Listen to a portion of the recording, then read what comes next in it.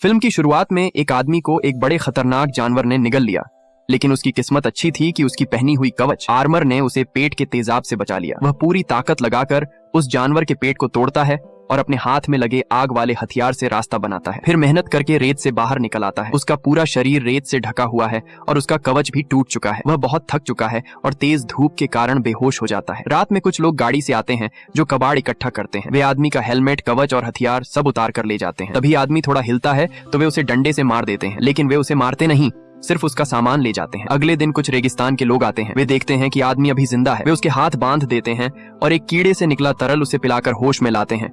फिर उसे अपने साथ ले जाते हैं। उस आदमी का नाम बोबा फेट है, जो एक इनामी शिकारी है, लेकिन इस समय वह बहुत कमजोर है और धूप में फिर से बेहोश हो जाता है। रात में उसे होश आता है। वह खंभे से बंधा होता है। उसके पास एक और एलियन कैदी होता है और उनकी रखवाली एक जानवर कर रहा होता है। मौका देखकर बोबा उस जानवर को पकड़कर बेहोश कर देता है और उसके दांत से रस्सी काटकर खुद को आजाद कर लेता है। वह उस दूसरे एलियन को भी बचाना चाहता है, लेकिन एलियन शोर मचा देता है जिससे बाकी लोग आ जाते हैं। बोबा भागने की कोशिश करता है, लेकिन वह बच्चा होता है, इसलिए उसे नुकसान नहीं पहुंचाता। बोबा ज्यादा दूर नहीं भाग पाता और फिर से पकड़ लिया जाता है। अगले दिन उन्हें पानी ढूंढने के लिए भेजा जाता है। वहां पहुंचकर पता चलता है कि पानी का स्रोत लुटेरों ने लूट लिया है। वे रेत में खुदाई करते हैं और अचानक एक सोया हुआ खतरनाक 4 हाथों वाला राक्षस निकल आता है। वह एलियन पर हमला करता है। कुत्ता और बाकी लोग उसे रोकने की कोशिश करते हैं, लेकिन वह बहुत ताकतवर होता है। अंत में वह बच्चे की तरफ बढ़ता है और बच्चा डर कर पीछे हटने लगता है, लेकिन राक्षस जल्दी ही उसके पीछे आ जाता है और उसकी एक टांग पकड़ लेता है, मानो उसे खा जाएगा। तभी हीरो मौके का फायदा उठाकर राक्षस की पीठ पर चढ़ जाता है और लोहे की जंजीर से उसकी गर्दन कसकर पकड़ लेता है। वह पूरी ताकत से जंजीर को कसता रहता है। राक्षस उसे पकड़ने की कोशिश करता है, लेकिन किसी भी तरफ से हीरो तक पहुंच नहीं पाता। हीरो उसे मौका नहीं देता और जंजीर को और कस देता है। धीरे धीरे राक्षस का दम घुटने लगता है और आखिर में वह गिरकर मर जाता है। हीरो अब पूरी तरह थक चुका होता है। तेज धूप में उसका हाल बहुत खराब हो जाता है, लेकिन इस लड़ाई के बाद बच्चे की नजर में वह बहुत बड़ा और बहादुर बन जाता है। बच्चा राक्षस का सिर उठाकर अपने लोगों के पास ले जाता है और खुशी खुशी बताता है कि हीरो ने इस खतरनाक राक्षस को मार दिया। ये सुनकर सभी लोग बहुत प्रभावित होते हैं, क्योंकि ऐसा करना बहुत बड़ी बात होती है। उनका मुखिया खुद हीरो के पास आता है और उसे खाने के लिए खास फल देता है। इसी पल से हीरो को उनके समूह में सम्मान मिलने लगता है। अगले दिन वे लोग हीरो के साथ लड़ाई की प्रैक्टिस करते हैं। शुरू में हीरो उनके नियम नहीं समझ पाता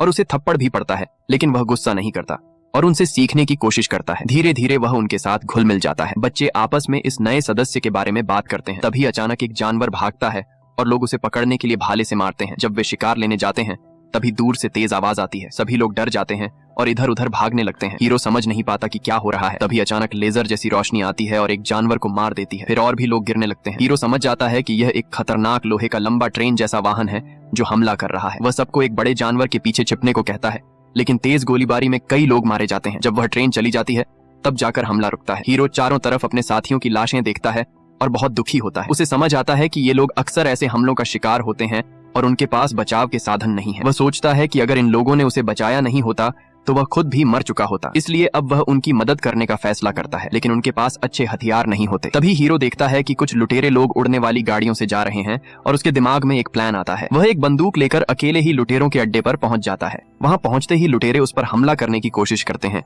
लेकिन हीरो सबको आसानी से हरा देता है। वह उन्हें मारकर उनकी गाड़ियों को अपने साथ ले आता है, क्योंकि उसे ट्रेन की स्पीड पकड़ने के लिए इनकी जरूरत होती है। जब वह गाड़ियां लेकर अपने लोगों के पास आता है तो वे उन्हें तोड़कर बेचने की सोचते हैं, लेकिन हीरो उन्हें रोकता है और अपना प्लान बताता है। फिर वह उन्हें गाड़ी चलाना सिखाने लगता है। शुरू में वे कुछ समझ नहीं पाते, लेकिन जब वह इसे घोड़ा चलाने जैसा समझाता है तो वे धीरे धीरे सीखने लगते हैं। कुछ समय बाद सभी लोग गाड़ी चलाना सीख जाते हैं और चलती गाड़ियों पर कूदना भी सीख जाते हैं। हीरो भी उनके साथ ट्रेनिंग करके और मजबूत हो जाता है, लेकिन कभी कभी वह हार भी जाता है।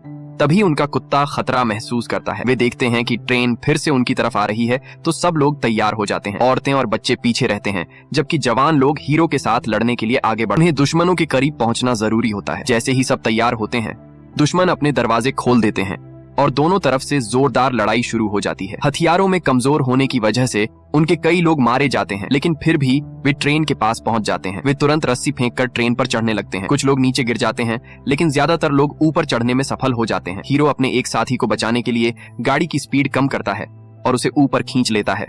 फिर खुद भी रस्सी पकड़कर ऊपर चढ़ जाता है। आखिरकार हीरो और उसके कुछ साथी ट्रेन की छत पर पहुंच जाते हैं और तेजी से आगे बढ़ते हैं। रास्ते में कुछ दुश्मन आ जाते हैं, लेकिन वे उन्हें आसानी से हरा देते हैं। जब वे ट्रेन के आगे पहुंचने वाले होते हैं तभी कुछ दुश्मन लेजर गन लेकर हमला करते हैं। उनकी फायरिंग बहुत तेज होती है, इसलिए हीरो को छिपना पड़ता है।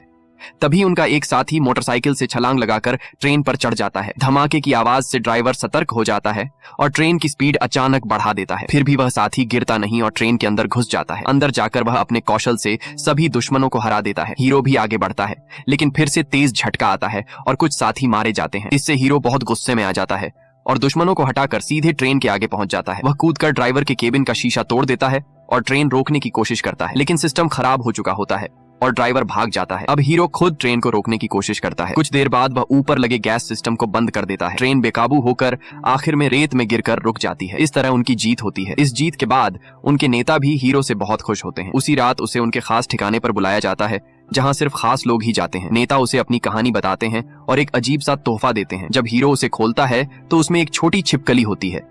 नेता कुछ पाउडर फेंकते हैं और वह छिपकली सीधे हीरो की नाक में घुस जाती है। पहले तो कुछ नहीं होता, लेकिन थोड़ी देर बाद उसे चक्कर आने लगते हैं और वह बेहोश हो जाता है। जब उसे होश आता है तो वह खुद को एक अजीब रेगिस्तान में पाता है, जहां चारों तरफ रेत ही रेत होती है और बीच में एक बड़ा पेड़ होता है। वह पेड़ के पास जाता है, लेकिन पेड़ उसे जकड़ लेता है। उसे अपने पुराने अनुभव याद आते हैं तो वह पूरी ताकत लगाकर पेड़ की शाखा तोड़ देता है। अगले दिन वह थका हुआ अपने लोगों के पास लौटता है। उसके हाथ में बड़ी लकड़ी देखकर नेता खुश हो जाते हैं। वे उसी डिब्बे से छिपकली को वापस बुला लेते हैं। इसका मतलब होता है कि हीरो ने उनकी परीक्षा पास कर ली है। इसके बाद उसे खास कपड़े पहनाए जाते हैं जो उसके नए सम्मान और पहचान का निशान होते हैं। अब वह पूरी तरह से रेगिस्तान वाले कबीले सैंड ट्राइब का सदस्य बन जाता है।